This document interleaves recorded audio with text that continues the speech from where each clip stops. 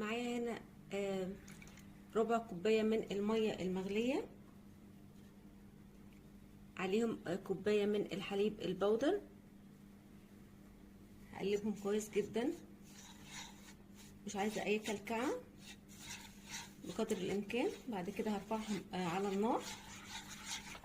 كده بقى رفعت الحليب والميه معايا على النار، تقليب مستمر. ايدي مش هتطلع خالص من اللبن. لو سبت ايدي دقيقتين اتنين بس هلاقيه اتكتل معايا على العموم. كده كده لو اتكتل هنضرب بالهاند بلندر، بس احنا برضو مش عايزينه يتكتل قوي عشان ياخد درجه سوا كلها واحده. دلوقتي بقى الحليب بتاعي اتشرب كل الميه بالشكل ده كده. هحط هنا معلقه كبيره من الزبده. دلوقتي كمان هحط مكعبين من الشوكولاته البيضاء. هقلب بقى لحد ما كل المكونات دي تسيح. دلوقتي بقى بعد ما الشوكولاته والزبده ساحوا بالشكل ده كده، هحط رشه من الفانيليا. حته شوكولاته لسه صاحيه، لسه ما تشوتش في النار وساحت.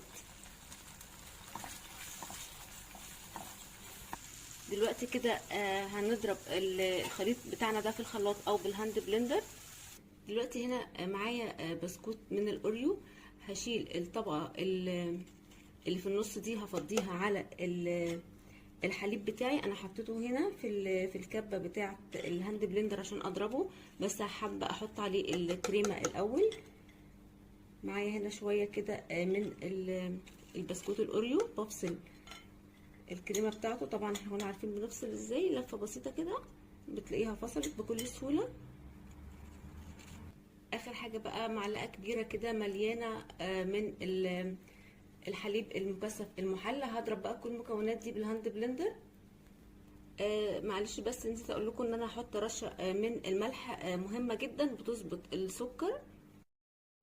وبكده الخليط بتاعي بقى جاهز بعد ما ضربناه بالهاند بلندر بالشكل ده كده، او في الخلاط اي حاجه متوفره عندنا.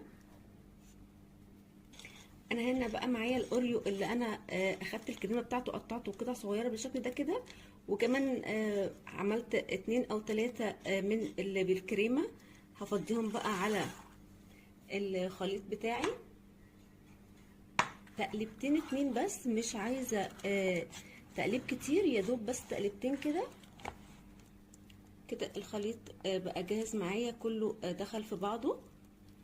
دلوقتي بقى انا هنا معايا قالب حطيت عليه كيس بخزين، ممكن بلاستيك راب. هفرد فيه الخليط بتاعي بالشكل كده. عادي احنا ممكن بقى نحط عندنا في اي حاجه متاحه، قالب كوبايه شكل سيليكون، اي حاجه يعني متوفره عندنا بنسهل على نفسنا.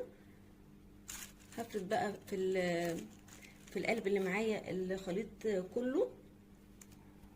دلوقتي بقى بعد ما سويت البسكوت بتاعي بالشكل ده كده، هغلفه كويس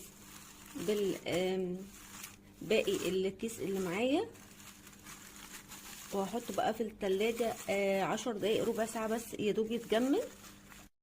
معايا هنا نص كوباية من الشوكليت شيبس البيضة. هحط عليها معلقتين كبار من الزيت، وادوبهم دلوقتي على حمام مائي او في الميكرويف. كده الشوكولاته بعد ما ساحت معايا بالشكل ده كده، معايا هنا معلقتين من صوص الشوكولاته. هضيفهم على الشوكولاته البيضاء بالشكل ده كده. كده الشوكولاته بتاعتنا بقت جاهزه معانا بالشكل ده كده. دلوقتي بقى هفضيها هنا كده واسيبها على جنب.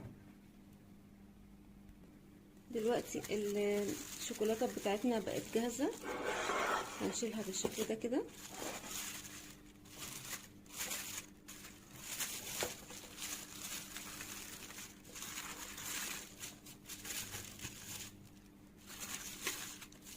هرص على الجنب التاني.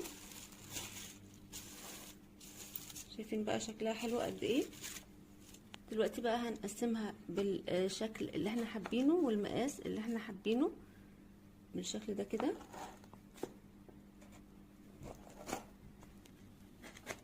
كده بعد ما قسمتها رجعت قسمتها بطول